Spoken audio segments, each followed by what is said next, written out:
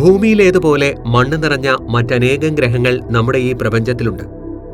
ഒന്നിൽ മാത്രമേ ഇതുവരെ ജീവൻ കണ്ടെത്തിയിട്ടുള്ളൂ.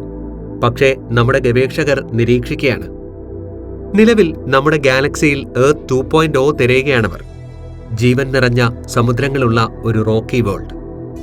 നമുക്ക് ഭാഗ്യമുണ്ടെങ്കിൽ ഒരു ഇന്റലിജന്റ് ഏലിയൻ സിവിലൈസേഷനുമായി സംസാരിക്കുവാൻ കഴിഞ്ഞേക്കും. 100 വർഷങ്ങൾക്ക് മുൻപ് ഇത് ഇമ്പോസിബിൾ ആണെന്ന് സയന്റിസ്റ്റ് നിങ്ങളോട് പറഞ്ഞിരിക്കാം. പക്ഷേ കാര്യങ്ങൾ ഇന്ന് അങ്ങനെയല്ല. ഓരോ ദിവസവും നമ്മൾ അതിനോട് അടുത്തുകൊണ്ടിരിക്കുന്നു. സത്യത്തിൽ ചില മിസ്റ്റീരിയസ് വേൾഡിൽ ജീവൻ നിലനിൽക്കുന്നതായി കണ്ടെത്തിയിരിക്കുന്നുവെന്ന് ഇപ്പോൾ തന്നെ ചില സയന്റിസ്റ്റുകൾ ഉറപ്പിച്ചു പറയുന്നുമുണ്ട്.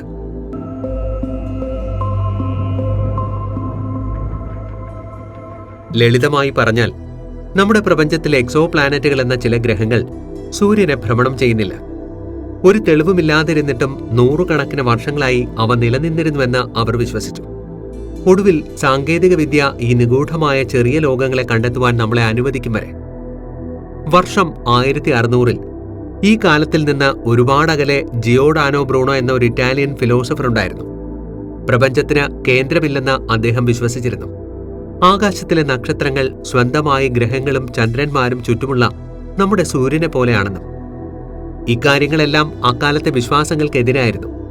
അദ്ദേഹത്തെ തെറ്റുകാരനെന്ന് ചൂണ്ടിക്കാട്ടി കൊന്നുകളഞ്ഞു. എന്തായാലും ഈ വണ്ടർഫുൾ വേൾഡിനെ കുറിച്ച് ശരിയായി മനസ്സിലാക്കിയ ആദ്യ വ്യക്തിയാണ് ഇല്ലാണ്ടാക്കിയത്. നിലവിൽ 5500-ലധികം എക്സോ പ്ലാനറ്റ് നിലനിൽക്കുന്നതായി നമ്മൾ കൺഫേം ചെയ്തിട്ടുണ്ട്. 10,000-ഓളം കൺഫർമേഷനായി കാത്തിരിക്കുകയും ചെയ്യുന്നു.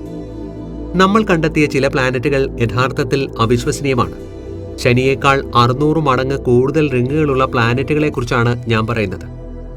ഉപരിതലം മുഴുവനും ജലത്താൽ നിറഞ്ഞു നിൽക്കുന്ന സമുദ്രലോകം, ഉരുകിയ ഗ്ലാസ് മഴ പെയ്യുന്ന ഗ്രഹങ്ങൾ, ഒരു നക്ഷത്രത്തെയും ഭ്രമണം ചെയ്യാതെ ഒരു സുഹൃത്തിനു വേണ്ടി ഗാലക്സിയിൽ മുഴുവനും യാത്ര ചെയ്യുന്ന ഒറ്റപ്പെട്ട ഒരു ലോകം. സൗരയൂഥത്തിൽ ആകെ 8 ഗ്രഹങ്ങളാണുള്ളത്. പ്ലൂട്ടോ കൂടി ചേർന്നാൽ 9. നമ്മുടെ അന്വേഷണം അതിന്റെ പ്രാരംഭഘട്ടത്തിൽ മാത്രമേ എത്തിയിട്ടുള്ളൂ. ഇതാണ് നമ്മുടെ ക്ഷീരപഥം അഥവാ മിൽക്കി വേ ഗാലക്സി. ഇതിൽ 100 മുതൽ 200 മില്യൺ ഒറ്റപ്പെട്ട നക്ഷത്രങ്ങളുണ്ട്. മിൽക്കി വേക്കും അവയെ ചുറ്റുന്ന ഗ്രഹങ്ങളുമുണ്ട്. ഞാൻ നിങ്ങളോട് പറഞ്ഞില്ലേ, 500 എക്സോ പ്ലാനറ്റുകളെ കണ്ടെത്തിയിട്ടുണ്ടെന്ന്. യഥാർത്ഥത്തിൽ നമുക്ക് അടുത്തുള്ള നക്ഷത്ര സംവിധാനങ്ങൾ മാത്രമാണ് നമ്മൾ തിരഞ്ഞത്. നമ്മൾ നമ്മുടെ അന്വേഷണത്തിന്റെ തുടക്കത്തിലാണ്. നമ്മുടെ ഗാലക്സിയിൽ മാത്രം 100 കണക്കിന് കോടിക്കണക്കിന് ഗ്രഹങ്ങൾ നമുക്ക് കണ്ടെത്താനാവാതെ ഇന്നും അവശേഷിക്കുന്നുമുണ്ട്. ഞാനിപ്പോൾ നിങ്ങളോട് പുറത്തുപോയി ഒരു എക്സോ പ്ലാനറ്റിനെ കണ്ടെത്തുവാൻ പറഞ്ഞാൽ ഉറപ്പായും നിങ്ങൾ ഒരു ടെലസ്കോപ്പ് വഴി ഒരു നക്ഷത്രത്തെ സൂം ചെയ്ത് നോക്കും. അപ്പോൾ അതിനു ചുറ്റും കറങ്ങുന്ന ചെറിയ ഗ്രഹങ്ങളെ നിങ്ങൾക്ക് കാണുവാൻ സാധിക്കും. ശരിയല്ലേ? നമ്മുടെ സൗരയൂഥത്തിൽ ശനിയെയും ജൂപ്പിറ്ററിനെയും ഒക്കെ നമ്മൾ കണ്ടെത്തിയതുപോലെ. പക്ഷേ ഇത് അത്ര എളുപ്പമല്ല. എന്നുവെച്ചാൽ ഗ്രഹങ്ങളെക്കാൾ തിളക്കവും വലുപ്പവും ഉള്ളതാകും മിക്ക നക്ഷത്രങ്ങൾ. എക്സോ പ്ലാനറ്റുകളുടെ ചിത്രമെടുക്കുവാൻ ശ്രമിക്കുമ്പോൾ നേരിടുന്ന ഏറ്റവും വലിയ പ്രശ്നവും അതാണ്. ഈ നക്ഷത്രങ്ങളുടെ തിളക്കം മൂലം നമുക്ക് ചിത്രമെടുക്കുവാൻ സാധിക്കില്ല. നമ്മൾ കണ്ടെത്തിയ 5500 എക്സോ പ്ലാനറ്റുകളിൽ 69 എണ്ണങ്ങളുടെ ചിത്രം മാത്രമാണ് നേരിട്ടെടുക്കുവാൻ സാധിച്ചത്. കൊറോണോഗ്രാഫ് അല്ലെങ്കിൽ സ്റ്റാർ ഷെയ്ഡ് ഉപയോഗിച്ച് നക്ഷത്രങ്ങളുടെ വെളിച്ചത്തെ ബ്ലോക്ക് ചെയ്താൽ ഒരുപക്ഷെ അവയുടെ ഓർബിറ്റിലെ ഈ ഗ്രഹങ്ങളെ ചെറുതായെങ്കിലും കാണുവാൻ സാധിച്ചേക്കും. പക്ഷേ ഈ വിദ്യ തങ്ങളുടെ നക്ഷത്രങ്ങളിൽ നിന്ന് വളരെ അകന്നു കറങ്ങുന്ന ജൂപ്പിറ്റർ പോലെയുള്ള വലിയ ഗ്രഹങ്ങളുടെ കാര്യത്തിൽ സാധ്യമാകുവാനും, അതുകൊണ്ട് കൂടുതൽ എക്സോ പ്ലാനറ്റുകളെ കണ്ടെത്തണമെന്നുണ്ടെങ്കിൽ അതും ഭൂമിയെപ്പോലുള്ള ഒന്ന് കണ്ടെത്തുവാൻ പുതിയ മെത്തേഡുകൾ ഉപയോഗിക്കേണ്ടതായും വരും. ഇത്തരം പിടിതരാത്ത ഗ്രഹങ്ങളെ മുൻപ് കണ്ടെത്തിയിരുന്നത് അവയുടെ ഗ്രാവിറ്റി ഉപയോഗിച്ചായിരുന്നു. അതേക്കുറിച്ച് ഇനി പറയാം. നോക്കൂ, ഒരു പ്ലാനറ്റ് ഒരു നക്ഷത്രത്തെ ചുറ്റുമ്പോൾ നക്ഷത്രം നിശ്ചലമായി നിൽക്കുകയില്ല. ഗ്രഹങ്ങൾ യഥാർത്ഥത്തിൽ നക്ഷത്രത്തെ ചെറുതായി വലിക്കുന്നുണ്ട്. ഇത് നക്ഷത്രത്തെ ചെറിയ വൃത്തങ്ങളിലോ ദീർഘവൃത്താകൃതിയിലോ ചലിപ്പിക്കുന്നതിന് കാരണമാകുന്നു. നമ്മുടെ ആകാശത്തിലെ നക്ഷത്രങ്ങളിലേക്ക് നോക്കുമ്പോൾ നക്ഷത്രം വളരെ നിസാരമായി ഇളകുന്നത് നമുക്ക് കാണുവാൻ കഴിയും. ഈ ഇളക്കം പ്രകാശത്തിന്റെ സ്പെക്ട്രം വളരെ ചെറുതായി മാറുന്നതിനും കാരണമാകുന്നു. നക്ഷത്രം അതിന്റെ വൃത്താകൃതിയിലുള്ള ചലനത്തിനിടയിൽ അടുത്തേക്ക് വരുമ്പോൾ അത് ചെറുതായി നീലയായി കാണപ്പെടുന്നു. അത് അകലേക്ക് പോകുമ്പോൾ ചെറിയ ചുവപ്പ് നിറത്തിലും. നമ്മൾ കണ്ടെത്തിയ 5500 എക്സോ പ്ലാനറ്റുകളിൽ 1000 എണ്ണവും കണ്ടെത്തിയത് ഈ റേഡിയൽ വെലോസിറ്റി മെത്തേഡ് ഉപയോഗിച്ചാണ്. പക്ഷേ ഈ രീതി പ്ലാനറ്റ് നക്ഷത്രത്തോട് എത്ര അടുത്താണെന്നതിനെ ആശ്രയിച്ചാണ് സാധ്യമാവുക. അതായത് ഓർബിറ്റ് നക്ഷത്രത്തോട് അടുത്തിരിക്കുന്ന വലിയ ഗ്രഹങ്ങളുടെ കാര്യത്തിൽ. ഇവയൊക്കെ കാണുവാൻ സാധിക്കുക സ്പേസിലുള്ള ടെലിസ്കോപ്പിനേക്കാൾ വലിയ ഗ്രൗണ്ട് ബേസ്ഡ് ടെലിസ്കോപ്പിന്റെ സഹായത്തോടെയാവും. ഈ രീതിയിലാണ് ഗ്ലീസ 667cc എന്ന പ്ലാനറ്റ് ഗവേഷകർ കണ്ടെത്തിയത്. ഈ ഗ്രഹം യഥാർത്ഥത്തിൽ ചുറ്റുന്നത് നമ്മളിൽ നിന്ന് 24 പ്രകാശവർഷം അകലെയുള്ള ഒരു ട്രിപ്പിൾ സ്റ്റാർ സിസ്റ്റത്തെയാണ്. നിങ്ങൾ ഈ ഗ്രഹത്തിലായിരുന്നുവെങ്കിൽ ഒരു സൂര്യന് പകരം 3 സൂര്യനെ കാണുവാനാകുമായിരുന്നു. നിർഭാഗ്യവശാൽ ഈ മെത്തേഡ് നക്ഷത്രത്തിൽ നിന്നും അകലെ ഓർബിറ്റുള്ള ഗ്രഹങ്ങളുടെ കാര്യത്തിൽ പ്രയോഗിക്കുവാനാകില്ല. ഇപ്പോൾ 100 പ്രകാശവർഷം അകലെ ഒരു ഏലിയൻ സിവിലൈസേഷൻ ഉണ്ടെങ്കിൽ നമ്മുടെ അതേ ടെക്നോളജി ഉള്ളവർ ഈ മെത്തേഡ് ഉപയോഗിച്ച് നമ്മുടെ ഭൂമിയെ കണ്ടെത്തുവാൻ അവർക്ക് ഒരിക്കലും സാധിക്കില്ല. ചിലപ്പോഴവർ ജൂപ്പിറ്ററിനെ കണ്ടെത്തിയേക്കാം. എർത്ത് 2.0 കണ്ടെത്തുകയാണ് നമ്മുടെ ലക്ഷ്യം. നക്ഷത്രത്തിന്റെ ഹാബിറ്റബിൾ സോണിൽ ചുറ്റുന്ന ഒരു ചെറിയ റോക്കി വേൾഡ്. അതിനായി നമുക്ക് പുതിയൊരു മെത്തേഡ് വേണ്ടിവരും. അവിടെയാണ് പ്ലാനറ്റ് ട്രാൻസിറ്റ് മെത്തേഡിന്റെ സാധ്യതകൾ ഉയരുന്നത്. ചിന്തിച്ചു നോക്കൂ, ഒരു പകൽ നിങ്ങൾ സൂര്യനെ നോക്കുമ്പോൾ പെട്ടെന്ന് സൂര്യന് മുന്നിലൂടെ ഒരു പക്ഷി പറക്കുന്നത് കണ്ടാലോ? ഒരു നിമിഷം നിങ്ങളിലേക്ക് എത്തുന്ന സൂര്യപ്രകാശം ഒന്ന് ഡിമ്മായാലോ? അങ്ങനെയാണ് ഒരു ട്രാൻസിറ്റ് മെത്തേഡ് വർക്ക് ചെയ്യുന്നത്. ഒരു ഗ്രഹം അതിന്റെ നക്ഷത്രത്തെ ചുറ്റുമ്പോൾ ചില സമയങ്ങളിൽ അത് നമുക്കും നക്ഷത്രത്തിനുമിടയിലെത്തും, പ്രകാശത്തെ ബ്ലോക്ക് ചെയ്യും. അത് ഗ്രഹത്തെ കണ്ടെത്തുവാൻ നമ്മളെ സഹായിക്കുകയും ചെയ്യും. ശുക്രൻ സൂര്യന് മുന്നിലെത്തുമ്പോൾ നമ്മുടെ സൗരയൂഥത്തിലും ഇങ്ങനെ ഒരു കാഴ്ച നമുക്ക് കാണുവാൻ സാധിക്കും. ഓരോ 100-ാം ദിവസവും ഒരേ തരത്തിലുള്ള മങ്ങൽ അവർ കണ്ടെത്തിയാൽ അതൊരു പ്ലാനറ്റ് ആകുവാനുള്ള സാധ്യത കൂടുതലാണ്. ഈ രീതി ഏറ്റവും ഉപയോഗപ്രദമാണ്. കൂടാതെ ഇതുവരെ നമ്മൾ കണ്ടെത്തിയ എക്സോ പ്ലാനറ്റുകളിൽ 80% കണ്ടെത്തുന്നതിന് ഈ രീതിയാണ് സഹായിച്ചതും. ഈ രീതി ഉപയോഗിച്ച് ട്രാപ്പിസ്റ്റ് 1 സിസ്റ്റം പോലെയുള്ള ഗ്രഹങ്ങളും നമ്മൾ കണ്ടെത്തി. ചുവന്ന കുള്ളൻ നക്ഷത്രത്തെ ചുറ്റുന്ന 7 റോക്കി വേൾഡുകളുടെ ഈ സിസ്റ്റം പ്രപഞ്ചത്തിൽ മറ്റെവിടെയെങ്കിലും ജീവന്റെ തെളിവുകൾ കണ്ടെത്തുന്നതിനുള്ള ഏറ്റവും മികച്ച ഷോട്ടായിരിക്കും. ജെയിംസ് വെബ് ടെലിസ്കോപ്പ് ഇത് നിരീക്ഷിച്ചുകൊണ്ടിരിക്കുകയാണ്.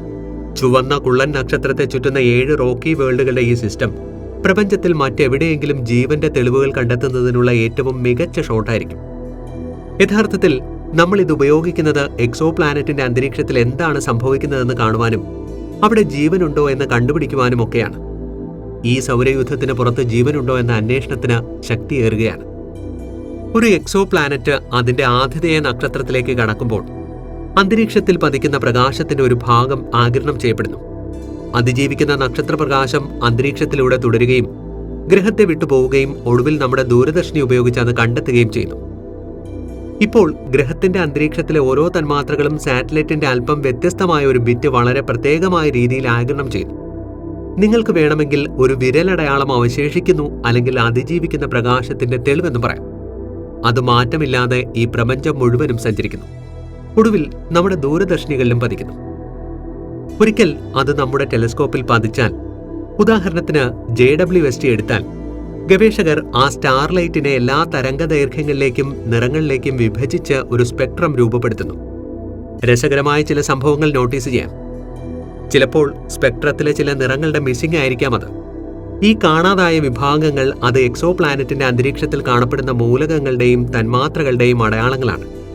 നമുക്കറിയാവുന്ന മൂലകങ്ങളും തന്മാത്രകളുമായി ഈ സിഗ്നേച്ചർ മാച്ച് ചെയ്യേണ്ട കാര്യം മാത്രമാണ് ഇനിയുള്ളത്. 2020 നടത്തിയ ഒരു പഠനത്തിൽ 1004 നക്ഷത്രങ്ങൾ ഭൂമിയുടെ പരിക്രമണ തലവുമായി വിന്യസിച്ചിരിക്കുന്നതായി കണ്ടെത്തി.